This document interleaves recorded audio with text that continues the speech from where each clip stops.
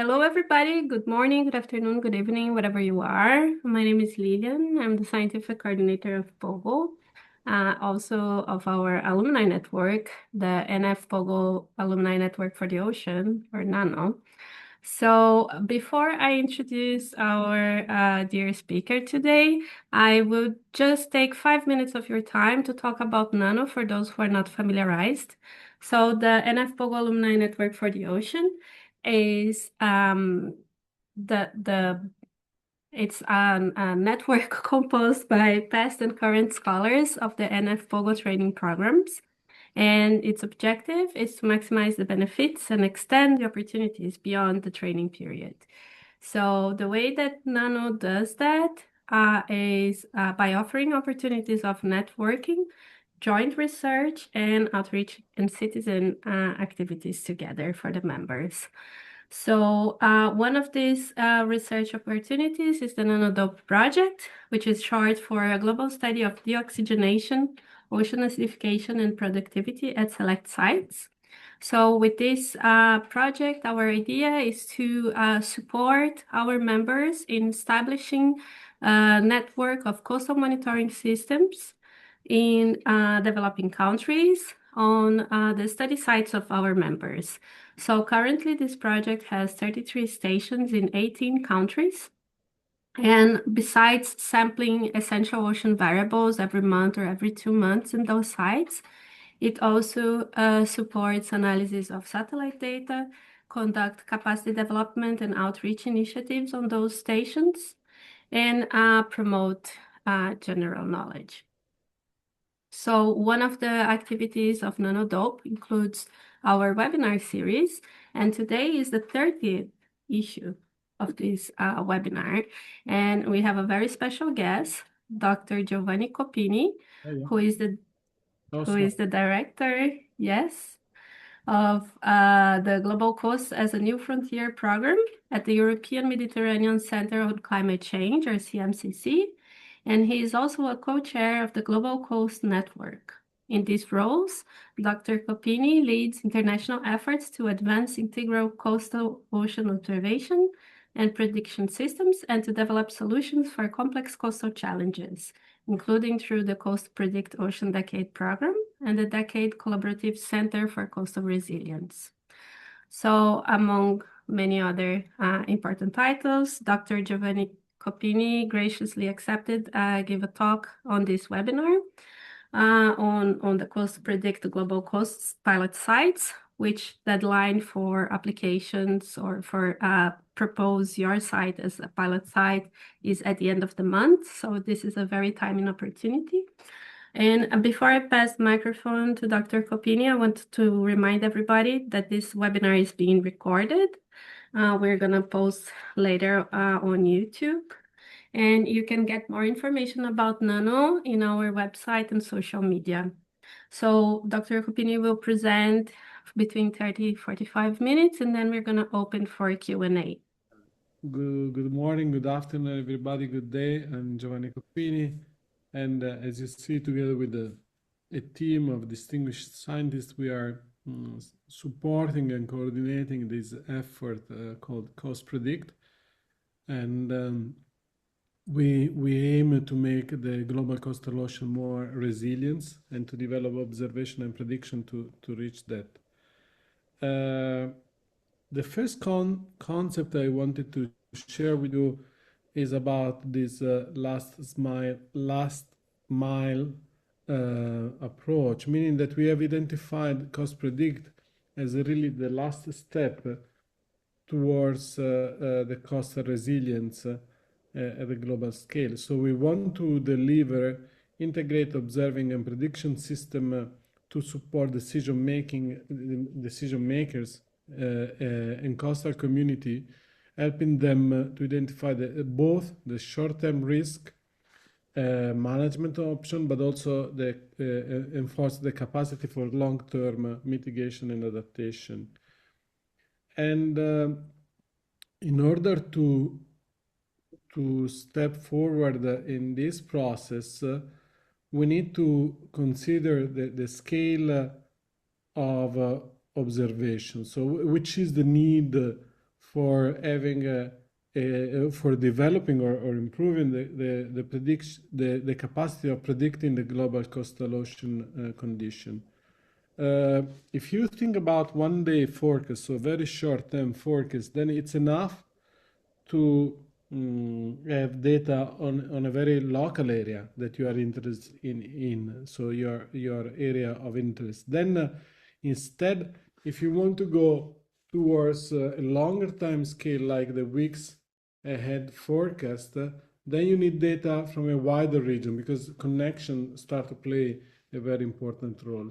If you want to end up to also deal with the climate adaptation, and so you need to have insight on climate trend, then you need to connect to the global ocean. That's why, given that CoastPredict wants to support decision makers on the different time scale, we need local, regional, and global approach put together. Let me give you this video. Sorry. Let me show you this video and then I will comment. It's only 3 minutes.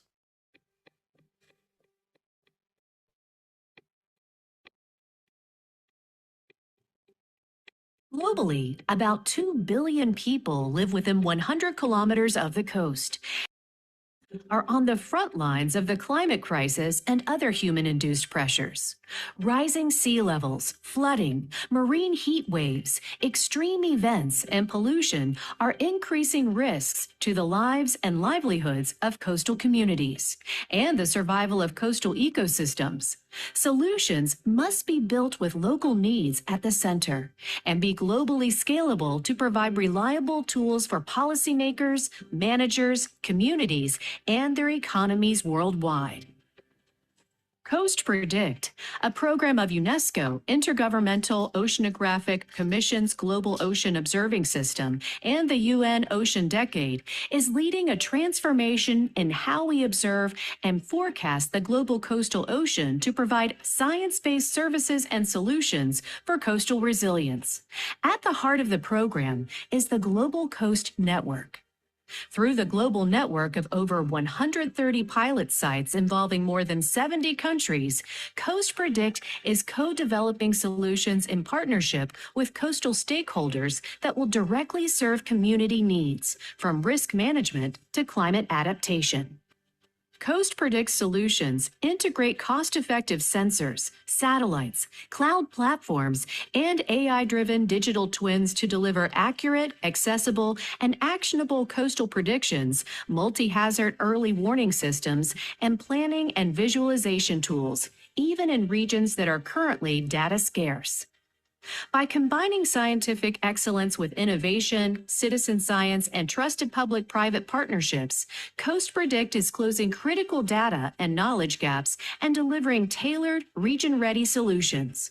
From local to global, CoastPredict is building the knowledge and services needed to ensure resilient coastal communities now and for the future.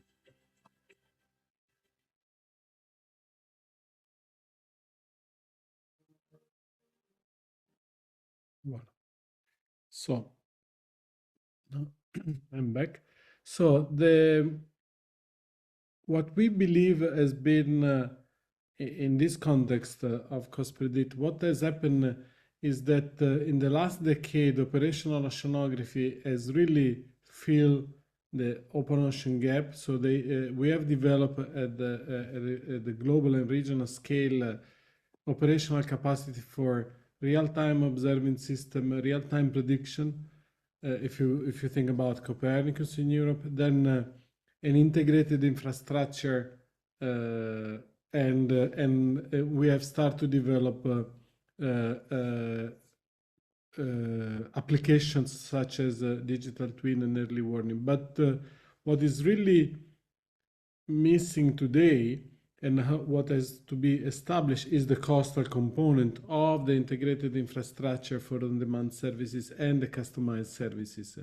And also the not only in terms of services, but also more specifically, when you move from the large scale to the shelf coastal scale, so from left to right, both for the observing system and for the predicting system, you need to add components. You need to have better satellite or exploit the high resolution satellite and include aerial survey. You need to define the multiparametric section. You need to include, for instance, this, or you can include the citizen science monitoring capacity. You need to monitor better the rivers compared to the global scale. They are more relevant. Not to mention the sediment transport monitoring. And also from the modeling point of view, you need to take care about the coupling with the benthic, for instance, the sediment modeling and data simulation is even more complicated than in the open ocean. And also the atmospheric forcing are challenged because of the presence of the coastline and so the interaction between coast, land and sea.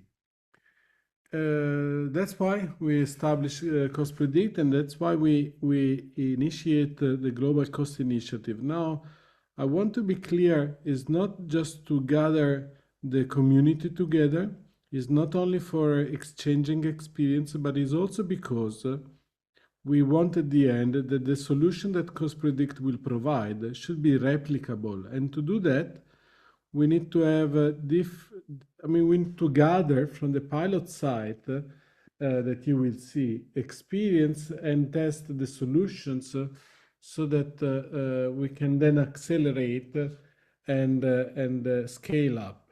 And we believe that also this approach of pilot sites that you will see will accelerate the data collection and advance the modeling. And of course, we can together define best practice and open and free data sharing approach. So here it's our present network of pilot sites. Indeed, it's grown. We are more than 135 today.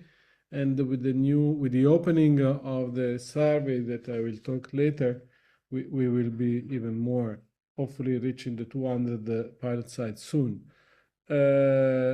Across this pilot site, we have, what is a pilot site? It's an area of is a coastal area of approximately 200 maximum, 200 kilometers, but it can be even much smaller. But we wanted to give an estimation of the maximum extension. And here you see that the pilot sites are colored per region. So we use the definition of global coastal ocean regions that was in the Robinson book. We have signed a memorandum of understanding between the pilot sites.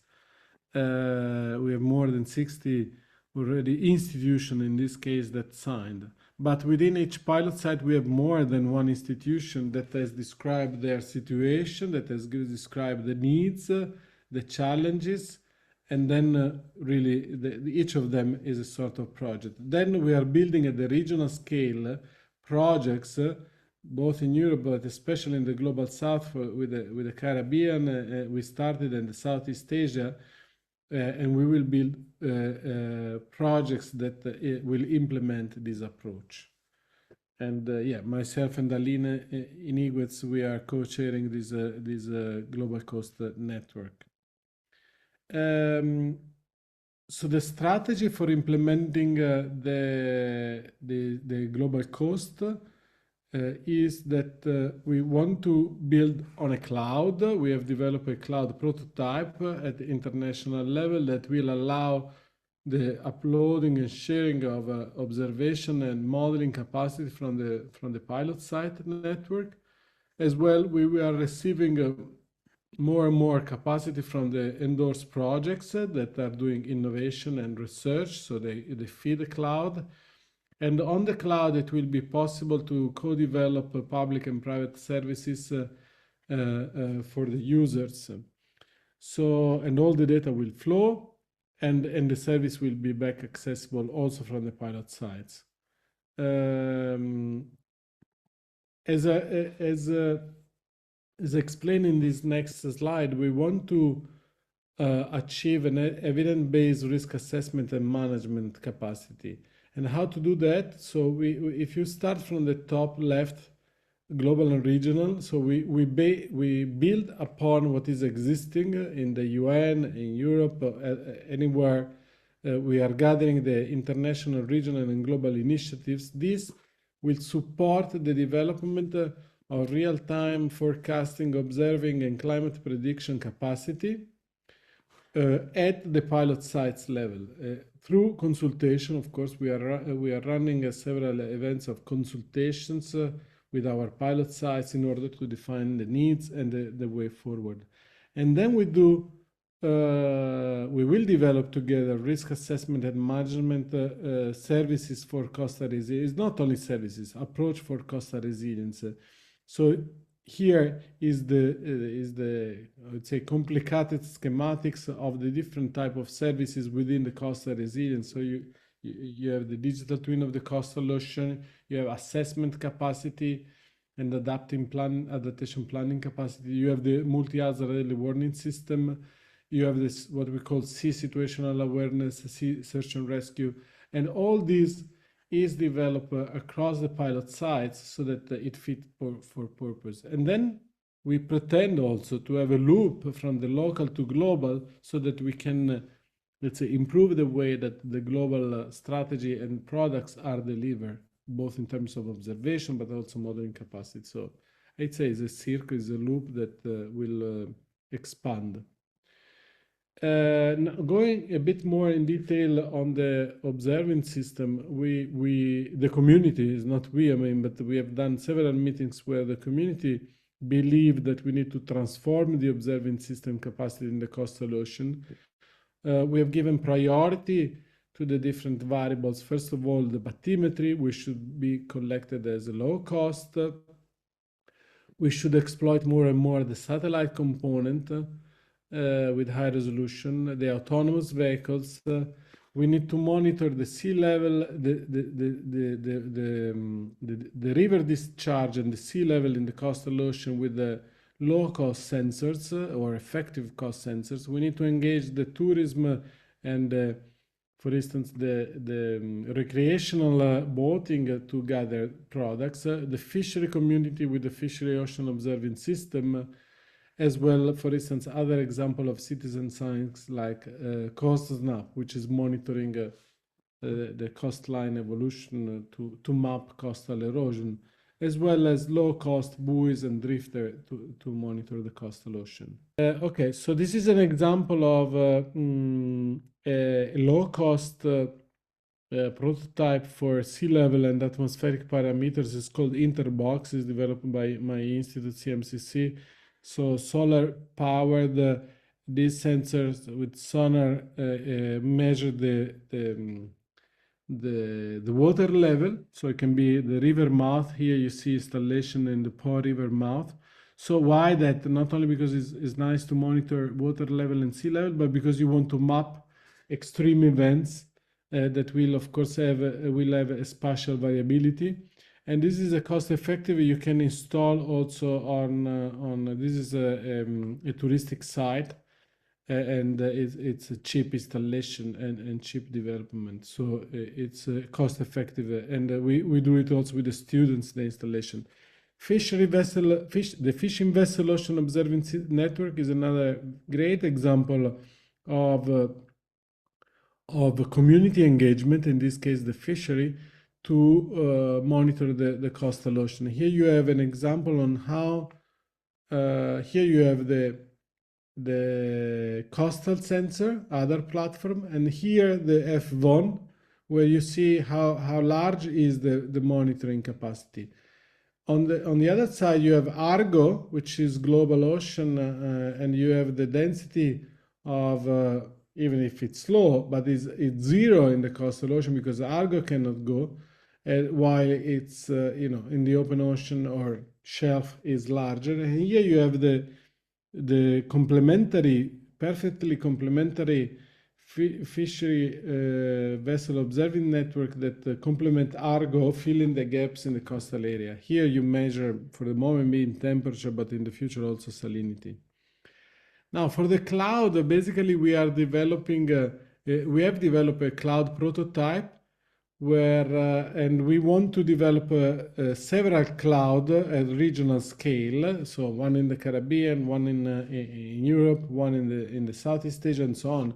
Of course, cloud doesn't have a location, but the governance will be regionally organized. And in the cloud, you will have, of course, data source from external, but also data source from pilot sites. And then all the regional cloud will share common tools and services that these will be interoperable, so developed once, but used many times. And this is an effort that we are doing with the European Grid Initiative. So it's a simpler schematic of the previous slide where you have the pilot site's data space. So each pilot site will manage the data, will decide what to share, hopefully everything, and then the tools will be shared with an authentication system in front. Now, this will change the data management and data access, but we need also to improve the modeling capacity. So on the left side, you have a very high resolution coastal model. This is an example from US in the Savannah area in Georgia, where we work with the Georgia Tech Institute to develop a very high resolution coastal model, then validate with citizen science sensor in the coastal area. And then it's, of course, this type of models, once validated, can be also used for services and digital twins we'll see later. Climate downscaling is important that we understand that we need to develop, we need to add processes, including hydrology and biogeochemistry, and improve the physics in the coastal area. We need to have a cascade of modeling where progressively you add modeling capacity. And here we did a workshop 2 years ago, actually, in 2025, yes, with the worldwide community to define. You will find the presentation of this approach in Alt et al. 2025. Now, these services will go to the cloud. There might be many different types of services that go to the cloud and will be accessible. Examples are search and rescue or coastal sea awareness, early warning system, digital twin for management. It's here. It's also useful for ports management and so on. An example of the digital twin is presented now. Basically, at the basis of a coastal digital twin, there are 3 steps. So the first one is the stakeholder consultation. So we need to define the problems and the scenario with the users because we want that we develop actionable solutions. We want to integrate as much as possible observation together with high fidelity models so that they will have the adequate resolution and capacity. And we should also develop further the relocatable capacity of these models so that we can relocate afterwards the digital twin. Finally, at the core of the digital twin, there is the capacity of simulating what-if scenario to understand the validity of the solutions. So, and we believe that it will be a game changer because it will unreveal the complexity of the condition where we work and where we want to implement the solutions. This is a simple example of a coastal bay in Italy. It's close to the Po River mouth. So you have the model bathymetry in blue and light blue, where is a shallower. Is a marsh area here, is an internal lagoon. And they do produce mussel inside the lagoon, so they have aquaculture, and they want to keep in this case is a clam farming, and they want to decide they need to improve the water quality inside the lagoon by dredging. So they do morphological intervention, and they have 2 options: either they remove the sediment here, or here. So two different options that you can test in the digital twin. So this, in this schematic, you are in the first slide, in the first picture, you have the present health index where you have light is lower health and where you have darker color is more open to the ocean, so it's more oxygen and more higher quality, have a higher and better health index. Here you have two scenarios where you see the improvements in green of the health index if you dredge here the channel or if you dredge all along the channel. So you have two options. One is also cost effective because you dredge only at the entrance and in this channel, while the other one it dredge more in the internal channel you see here. And in green you have the positive impact. So here you understand that dredging in the so you have two different sorry, I go back here. You see one dredging is occurring here and one dredging is occurring here because here you don't see very well the point. But said that, basically the first dredging it's improving the water quality in a wider area, and so while the other one is improving only in this smaller area here and less over in the other area. So the preferred option in the end is the first one, which a larger improvement. So that's one example. Now, if I go, so with that I finished the presentation, but yes, but I want to go, just a moment, I want to go to the website of CoastPredict because I want to, first of all, inform you on, just a second. And then we can open for questions.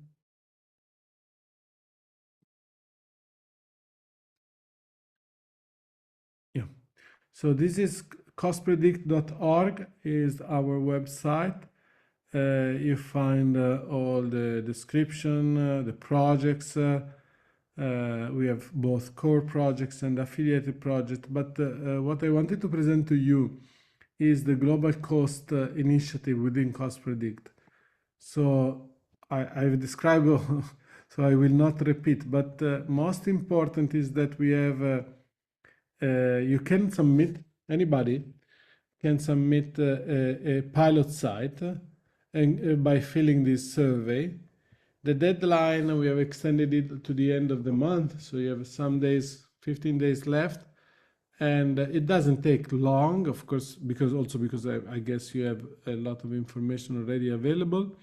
It's a survey where you have a link here, and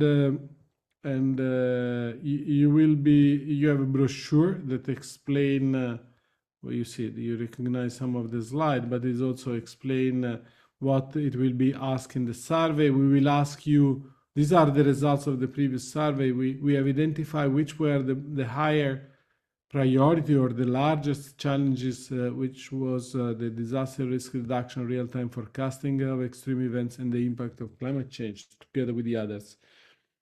And so I invite you to visit, sorry, I can't. To visit this website, and you can go to the survey link, and you can fill the survey. Here is our present network. You can click on the dots. Each plate mark represents. This is South America. You have in Africa. You have many places in the world, as you see. You have a description of the primary contact, but also a description of the pilot site, and the description of the challenges. There are more questions in the survey itself. Of course, here we present the main one. That's it for the moment being, I'd say. So I invite you to join our network and to fill the survey if you are, let's say, somehow working in a coastal area that you think will benefit from working together with us and our large partnership. I think I stop here. Wonderful. Thank you, Giovanni. So anyone has questions, you can raise your hand or type in the chat. In the meantime, I have my own question. So I wonder what are the requirements and commitments to be a pilot site? So is there, besides the size, up to 200 square kilometers, is there a need of sampling in a certain frequency or sampling some specific types of variables or any kind of specific kind of monitoring? And The question is quite yeah. interesting, and it clarify, at least to me, meaning that no, there is no requirement for the already existing observing capacity. I mean, the requirement is, I would say, a researcher or a team of institute, so a local partnership that has identified or wants to identify in a coastal area some problems to be solved, like coastal erosion or extreme events that threaten that area. And then they might be monitoring this, so they might have evidence. This is normal, so that they have some evidence, but I have seen a large difference in the evidence that so sometimes the observation were very limited. Often the modeling capability was zero, so it was only few observations taken some years ago that demonstrate that there was some problems or through satellite observation. So it's not needed that you have already an existing optimal observing system. It's not the case at all. So then these local partners comes together. It can be only one institute, but normally it's more than one institute that present jointly. There is no formal agreement that they have to add together. So it's not a proposal. No, there is no money. So it's just they push an idea that portion of coastal ocean is important, has to be monitored, and deserves solution. And then what the survey asks is, what do you need? I mean, what do you think you need to solve this problem? So gathering all this information together, we are really able today to develop together coherent, consistent solutions for the global coastal ocean. And then we will test. So the idea is that now we know what is needed. Then we will develop projects jointly at local or better regional scale. So putting together different pilot sites from the same region. In the Caribbean, we have 9 pilot sites in 8 different nations. 4 in the Southeast Asia, so there are not hundreds in each region. There are few or 10 in a region maximum. So with those pilot sites, then we can build projects at the regional level. And this is what we want to do in the different regions. So there is no really strict requirement to of course, a certain maturity, but in case there is not, we will have to develop it also in the field, in filling the survey. Right. And I see on the website also there's a doc version of the survey, so you can study before going into the form and preparing your submission.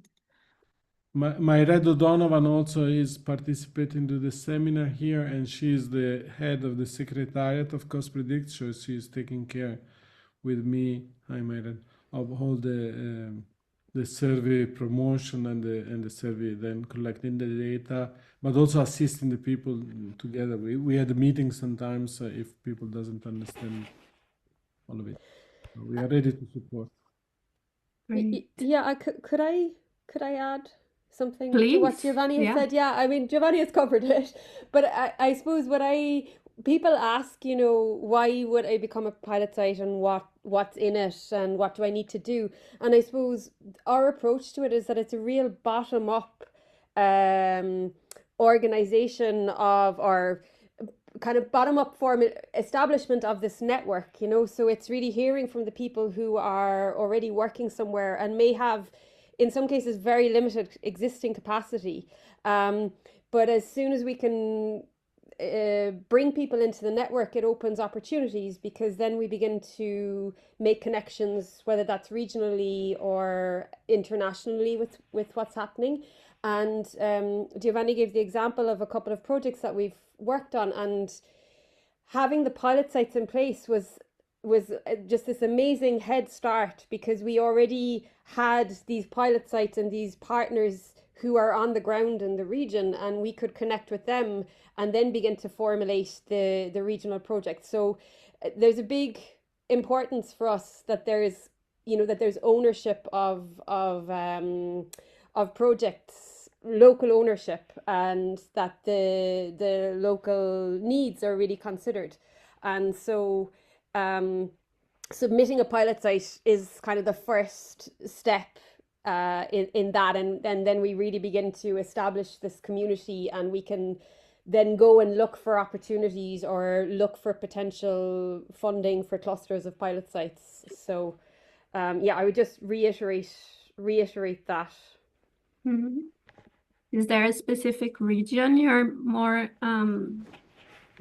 you feel like you should have more sites at this moment, or? I mean, we would, if you look online at the map, on the page that I shared, we recognize that we have a lot of gaps. We've got really significant gaps in Africa.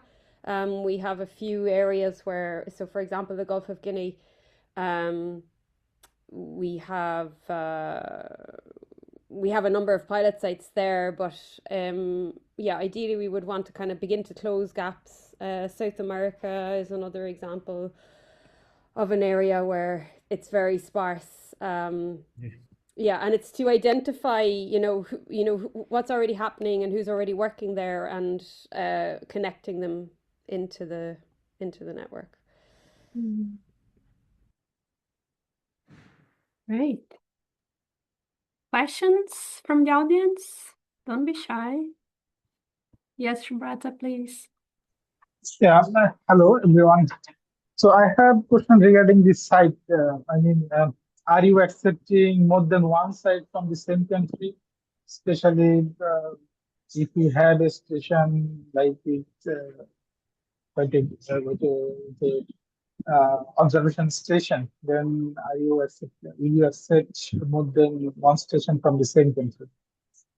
Yes, I mean, we have cases of several pilots from the same country for sure. On the other side, we had in the past also the opportunity of merging some pilots, but it was rare because maybe they were very close, and then as Myred was saying, we facilitated the dialogue. So, but if let's say the participation is organized at national level, then it's good that maybe you choose pilot sites with different characteristics, maybe far one from the other, so that they represent better the nation. But otherwise, like in the Gulf of Guinea, we became famous. We have several pilot sites there, but they didn't even were working together, so it's by chance, I'd say. And so yes, I mean, you can submit more than one pilot from a nation, but then also depends from the size of the nation, of course. Where do you come from, Subhatra? Bangladesh. So we have already 2 pilots in Bangladesh. You can find them in the website. And of course, we tried. Yeah, it's a very important area, and so please submit it. And then we are trying to work a lot with Bangladesh and India, and it's really an important area to focus together with the others, of course. But please submit a new one. It would help. Thank you. Also because it's big, Bangladesh is not as small.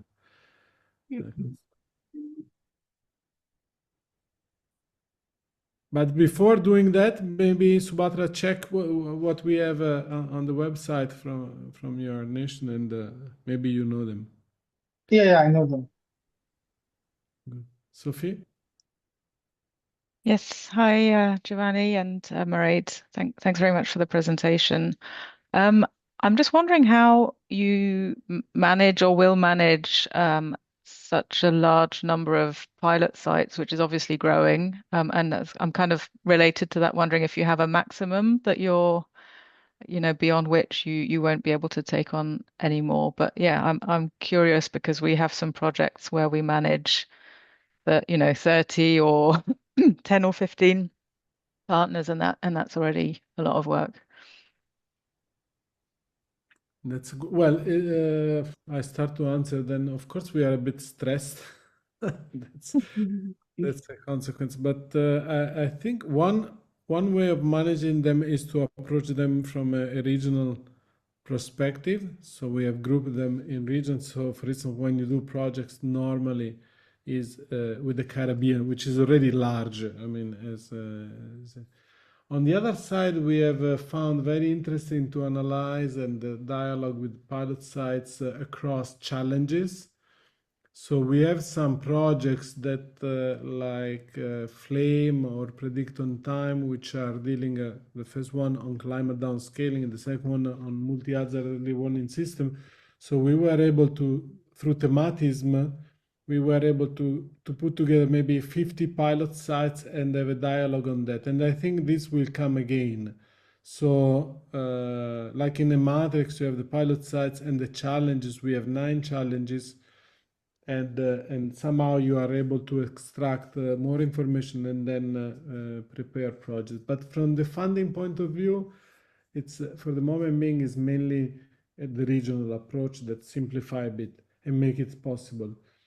Then we have a secretariat with Mairead and other persons working together. We are also working a lot with the DCCCR, which is the centralized, the Decade Coordination Center on Coastal Resilience, hosted by Nadia Pinardi at the University of Bologna. And we are sharing the effort also with other partners like, then through working groups. The other point is that we are establishing working groups. We have one on observing system and data ingestion. We have another one on cloud. So we, again, through thematic working group, we are able to collect the people that are interested in that specific. For instance, in the Ocean Science meeting, we had the workshop on the Saturday in Glasgow on observing system. That was about 50 people from all over the world, but focusing on optimal design of observing system. These are the strategies. Yeah. Okay, thank you. So some, I guess there are subsets of pilot sites that are involved in projects within CoastPredict, different projects. So there's like different coordination mechanisms. Yeah. Okay, great. Thank you. Hi. Ngozi, please. Hi, thank you so much for the information. I'd like people from different institutes can apply because I'm based in Nigeria, Lagos, Nigeria, and I saw there is already a site in Badagry. So can we still apply? Sure. Okay. I mean, more than welcome. You have 2 options. Either you join an existing pilot site, then that's an option. So you can find the information through us or on the website. Baghdadi, I remember very well. I studied it very much, and we are dialoguing with this team. So you could join that. We could have a meeting specifically, or if you think it's important to have add another pilot site with some reasoning behind, because it's a different area or because it will, I don't know, face another problem. It depends. But yes, in principle, of course, you can apply. But also collaborate with the existing one is maybe a good opportunity. But we are very flexible and open. Thank you. Just email us and me and Mairead, and then we will suggest you the best option. Also, we can have a meeting to discuss the best option. Thank you, Ngozi. Anyone else?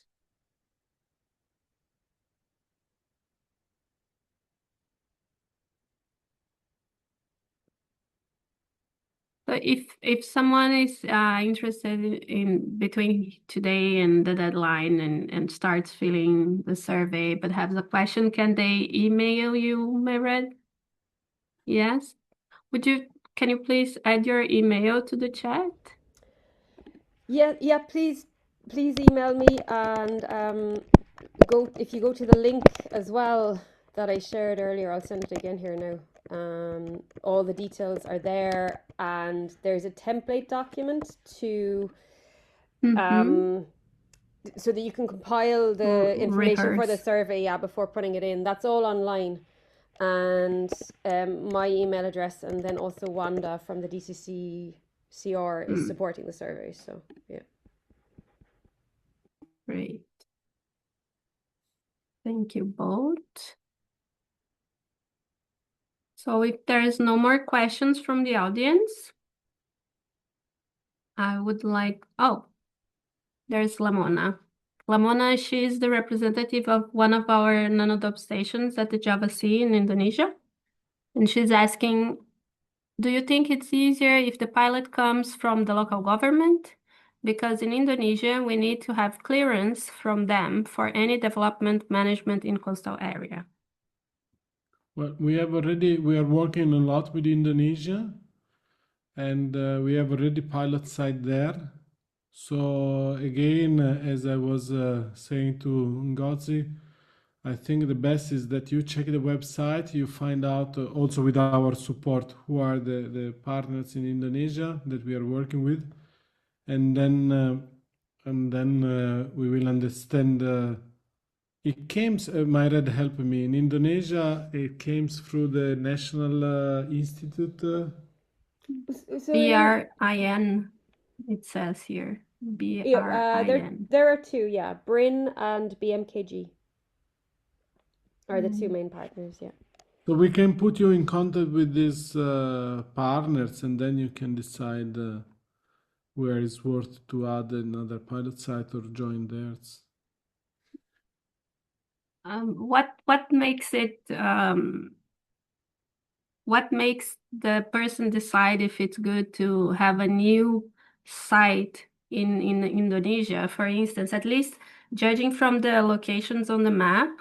So Lamongan station, it's much closer to Jakarta than this Lombok Island station. So would that makes it worth to have a new one there?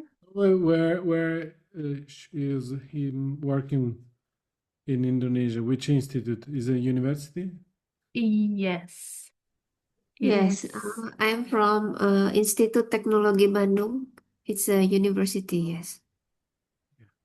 No, I think we can. I mean, it's not me to decide. So if she feels comfortable, she can submit a new pilot site, maybe explaining that it's different because it's a closer or different environment compared to the one more representative of a certain challenge. And if she is able to involve the local government even better, so you can involve the local government as a partner in the pilot site, which is just a list of partners. Of course, they have to agree and give clearance in this way, in this sense. Yeah. So it's very open. It's a good idea to submit a new pilot site. Also, again, Indonesia is very large, so it's normal to have more than one site. So don't, I'm not at all, I mean, I'm welcoming new pilot sites. That's our purpose. Great, thank you. Okay, SOA. thank you. I will check the website. Thank you. Thanks, Lamona. Okay, thank you very much, Giovanni, and all the presenter, all the people who already asked the question that I found really interesting. And I quickly have a look also from a coast in the Gulf of Guinea, since they say that the Gulf of Guinea is very sparse area. I have a look and then I've seen that already. Okay, in Togo, we don't want to have a pilot site, which is already interesting. I know that there is no challenging for that. But I have some question, because when Sophia asked the question, how they handle, from the how they are able to because of this challenge, in different many pilot sites exist around, how they handle that, they say that they have the approach of which is regional approach to solve this problem, and which means that they probably provide some training. I want to know if they are providing some training, when they are in the aspect of digital twins training in order to help the pilot phase to better come, because at the end is to do the forecasting and all this, or maybe prediction to solve a specific problem that we find in our area, for some coastal erosion, or the problem that linked to the maybe pollution aspect, or let's say sea level, which can lead to the inundation and all this. So first, is there any training to support the pilot phase? And the second one of my question is that that will be the possibility to, because we know that we need to integrate the observation, because at the end you need to have to collect data at specific point of your coastal zone, which they said is probably 200 kilometers if I have from the coast that are the area of the pilot phase. So which means that we need to support with some observation and now make some validation of the model. Is there some training also to maybe help us to handle satellite data, because we need that data to integrate in order to be able to make our digital model or numerical model to run it. And if probably what will be the support of the Predict Coast project for the pilot phase, because I have seen that there is some we have the possibility to use like the Fisher boats and other maybe tourism boat or whatever to collect some data. Is that as a support of the equipment, maybe local equipment, in order to, depending on the project, I guess depending on the project, is there possibility to ask for that also? I'm not sure. Okay, thank you very much. Thank you for the question. You basically, yes. You basically describe a full project, very similar to what we are doing in the Caribbean and Southeast Asia. So yes, those are the main components when we are able to develop a project at the regional scale involving the pilot sites. It will include observing system capacity, forecasting, digital twin, the climate downscaling, and training. In the meanwhile, where we haven't started, like in Africa, to develop regional projects because of we are not able to do it all at once, so we started from the small islands. In the meanwhile, we offer training because there will be one soon, but it's already closed the subscription. But so we will inform you on the next training. We have done already a lot on modeling as well observing system as well of cloud data management and so on. So the first step, yes, is to be informed on the training that we do, and the next will be to build the project in Africa for sure, and then we can build it with the pilot sites in Africa, and I think we will implement all what you are asking. Of course, not yet, but in the meantime, sometimes we have a specific collaboration, but we need to build projects to develop what you are asking for. Thank you. Thank you, SOA, for your question. Adriana? Hello. Thank you, Giovanni, for your presentation. I am from Baja California, Mexico, University of Baja California. I see that in your map you have a station or a site located in San Quintin Bay. It is to the south of where I live. I live in front of Todos Santos Bay. And I'm also reading that Leslie Avetuya Alcázar is the primary contact for this study site. However, as long as I know, Leslie is in Italy. I don't know if you know if she has some contact already to do this proposal study site, because it is really near from where we have our nanodope station, and well, maybe we can talk about that and make some collaboration, or Yeah, I mean, I don't know the specific, I don't have the specific answer now, but we will check. And Adriana, we will email you during this week to understand the situation of this specific pilot site. And of course, we can, as I said, we can integrate other expertise in the same pilot sites.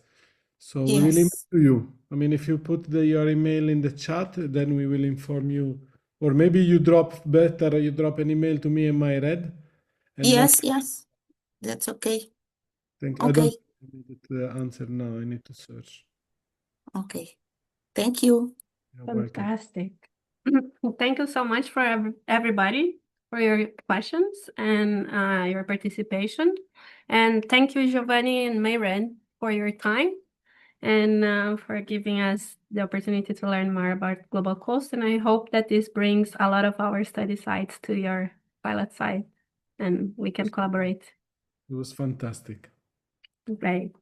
Thank you so much, everybody. Have an excellent week and stay in touch. Thank you. Bye-bye. Bye. Thank you, Lead. Thank you. Bye-bye. you very Thank much. See you. you.